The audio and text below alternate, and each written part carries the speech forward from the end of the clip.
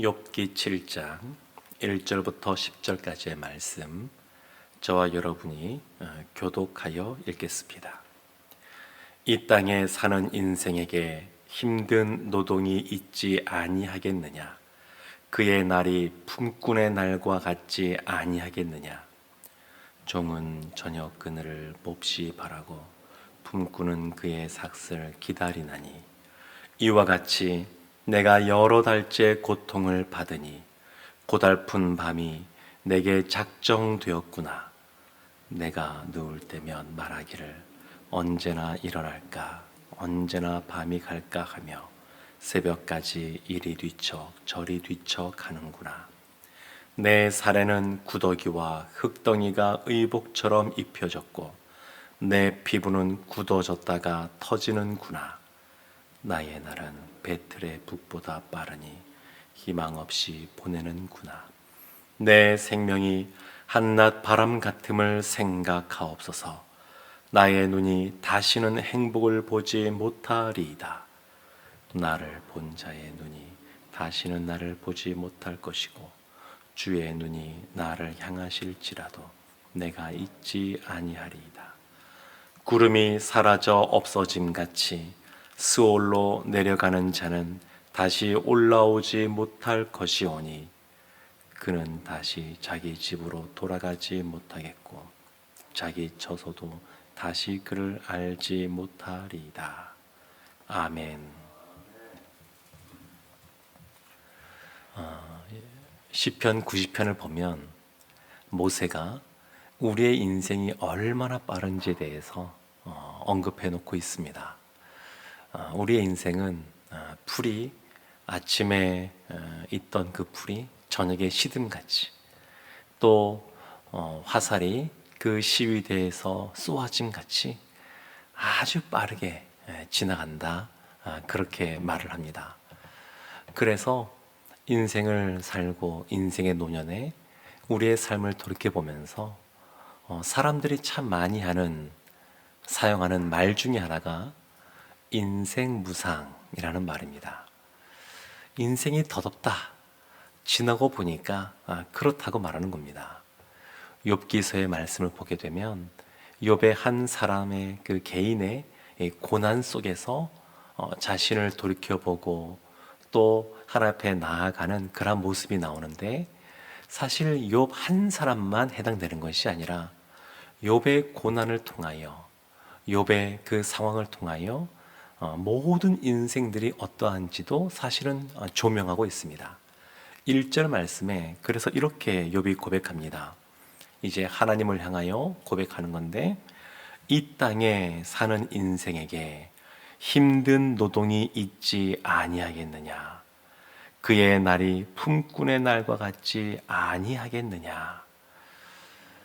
우리의 인생이 그렇다는 것이죠.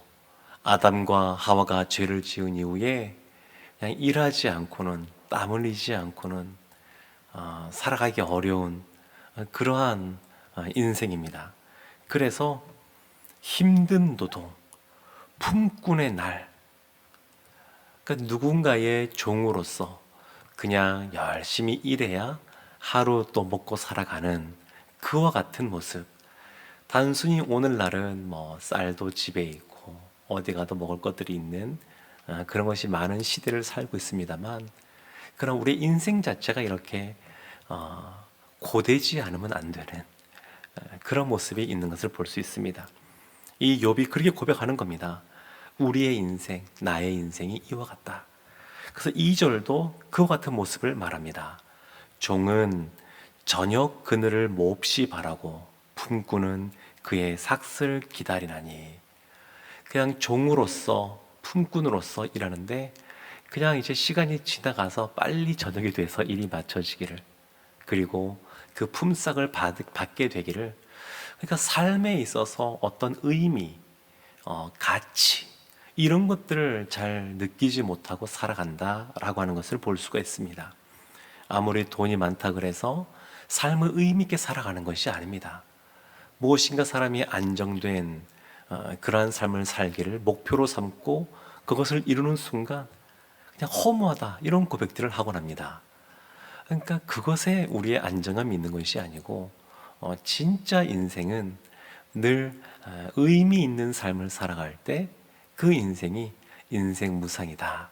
그런 말을 하지 않게 되는 것을 볼 수 있습니다.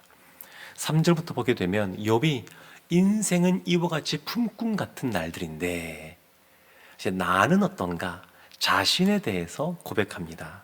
3절에 이렇게 말합니다.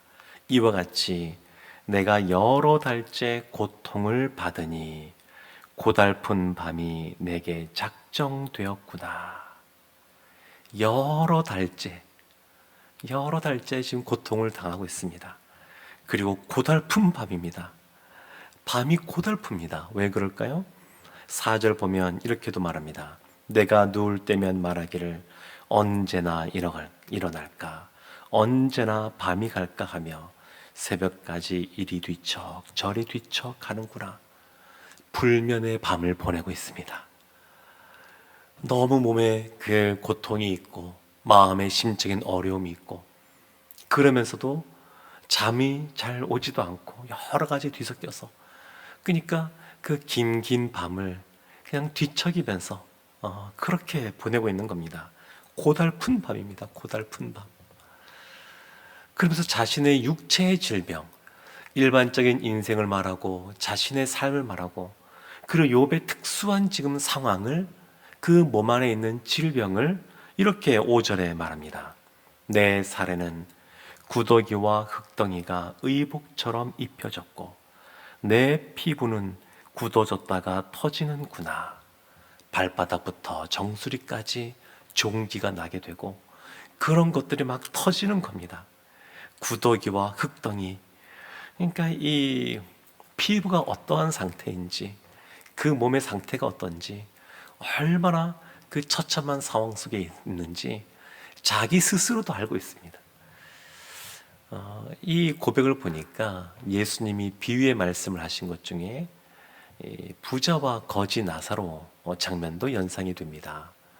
물론 이 욥은 이 부자처럼 그렇게 악한 나쁜 그런 사람이 아니었는데 그렇지만 얼마 전까지 몇 달 전까지만 하더라도 그냥 호화로운 그러한 식사를 할 수 있는 가족들과 함께 모여서 잔치와 같이 무엇인가 함께 먹고 기쁨을 누릴 수 있는 사람들에게 또 그것을 베풀어주는 그러한 삶을 얼마 전까지 살았는데 지금은 마치 거지 나사로처럼 그냥 사람들에게 버려진 바 되어지고 그리고 그 누더기와 같은 옷을 입고 개들이 와서 그 헌대를 핥는 마치 그와 같은 모습. 이 욥이 이 몇 달 사이에 이와 같은 급적으로 변화된 그런 삶들을 사는 것을 볼 수 있습니다. 그러니까 6절에 이렇게 고백하는 겁니다. 나의 날은 배틀의 북보다 빠르니 희망 없이 보내는구나. 희망 없이 세월들이 그냥 흘러가는 겁니다. 사람은 그냥 단순히 밥만 먹고 살아가는 존재가 아닙니다. 하나님은 사람에게 의미, 가치를 묻고 살아가게 하십니다. 그래서 우리에게 주신 하나님의 그런 부르심, 소명, 또 주신 사명, 이것을 감당하지 않으면 그냥 덧없이 흘러가는 겁니다. 희망 없이. 지금 욥이 말하는 것이 그냥 희망 없이 보내는구나. 이 끝은 뭐겠습니까? 희망 없이 그냥 그렇게 끝나버리고 마는 겁니다. 세월이 지나고 보면 이와 같이 배틀의 북처럼 왔다 갔다 하면서 금방금방 지나가는데 끝은 보면 아무것도 없는, 희망이 없는, 그 얼마나 안타까운 모습입니까? 근데 이걸로 끝나지 않습니다. 7절 말씀이 중요한데 욥이 이렇게 고백합니다. 내 생명이 한낮 바람 같음을 생각하옵소서. 나의 눈이 다시는 행복을 보지 못하리이다. 지금 상황으로서는 다시 내가 이제 소망을 못 품고 희망이 없이 행복하지 않게 끝날 것 같은데 하나님, 내 생명의 한낮 바람 같음, 이 빨리 지나가는 그리고 품꾼 같은 이 어려움 속에 있는 것을 생각하옵소서, 기억하옵소서 이렇게 기도합니다. 히스기야가 기억하옵소서 기도하는 것처럼 생각하옵소서 이렇게 간구합니다. 사무엘상 말씀을 보게 되면 이 한나라고 하는 그 여인이 등장합니다. 남편인 엘가나와 함께 늘 경건하게 하나님 앞에 나아가서 절기 때마다 예배 드리는, 하나님을 경외하는 사람들이었는데, 이 한나에게 큰 고통이 있지 않았습니까? 남편이 더 많이 사랑해 주지만 그 아들이 없어서 맞아들었던 분인나, 그 분인나로 인해서 아들 없음에 의해서 참 많은 어려움을 이 한나가 겪게 됩니다. 그러니까 이 한나가 그런 고통 속에서 남편이 아무리 사랑해 줘도, 더 많이 생각해 줘도 소망이 없는 겁니다. 그 당시에는 오늘날과 다르게 그 당시 이스라엘 사람들은 아들을 못 낳으면 아예 메시아를 낳을 가능성조차 없다. 그래서 진정 복이 없는 사람이다. 하나님께 은혜를 입지 못한 사람이다. 이렇게 생각을 하니까 이 한나가 더 어려운 겁니다.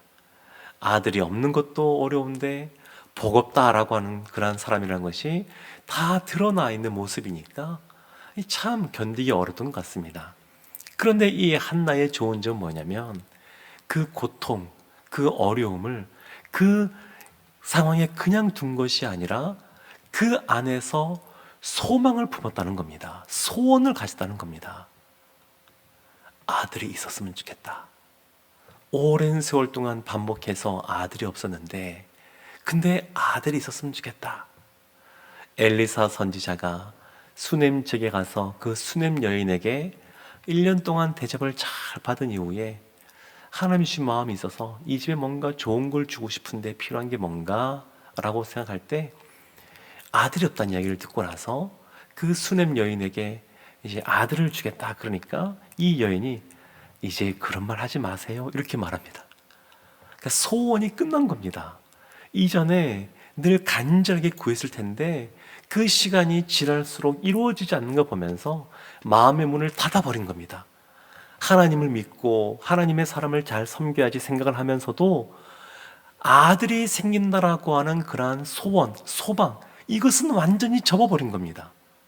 그런데 한나는 울면서 하나님 앞에 나아가서 그 마음의 소원을 기도로 승화를 시킵니다. 그러니까 고통 가운데, 어려움 가운데 있던 모습에서 마음에 소원을 품고, 그래도 소원을 품고 그 소원을 가지고 하나님께 나아가서 기도하게 됩니다. 지금 이 욥이 마치 그와 같은 모습의 일부분이라고 할 수 있습니다. 지금 본인이 소망 없이 살아가는 이 상황 속에서 그래도 하나님을 바라봅니다. 이대로 가면 희망도 없고 행복도 없고 그냥 인생이 덧없이 바람처럼 빨리 지나가고 그냥 그게 흩어져 버리고 말 것 같은데, 그래도 하나님 나를 생각하옵소서, 나를 기억하옵소서. 그 한나가 그와 같이 하나님께 나아갔더니 우리가 아는 것처럼 하나님께서 그 한나에게 역전의 은혜를 허락해 주셨습니다. 상상할 수 없는, 누가 자신이 낳은 아들이 이스라엘을 책임지는 지도자가 될 줄은 누가 알았겠습니까? 하나님의 음성을 듣고 그 어두운 사사시대를 밝히는 선지자로서 또 왕과 같은 지도자로서 쓰임받을 줄 누가 알았겠습니까? 그러니까 이 한나는 하나님께서 완전히 이 한나의 삶을 복 없는 사람이 아니라 누구보다 복된 여인, 사무엘을 낳은 그 여인, 사막과 같이 그 메마른 땅 가운데 하나님께서 단비를 주시고 그리고 그 사막에서 꽃을 피워서 열매를 맺게 한 그 여인, 그러한 여인으로 인정받는 사람이 되었습니다. 사랑하는 성도 여러분, 우리가 욥의 인생도 알고 있습니다. 결국 이렇게 끝나는 것이 아니라 하나님께서 이 욥을 다시 역전케 하셔서 하나님이 욥을 생각하시사 다시 그 믿음이 더 성숙하게 하시고 단단하게 하시는 것을 볼 수 있습니다.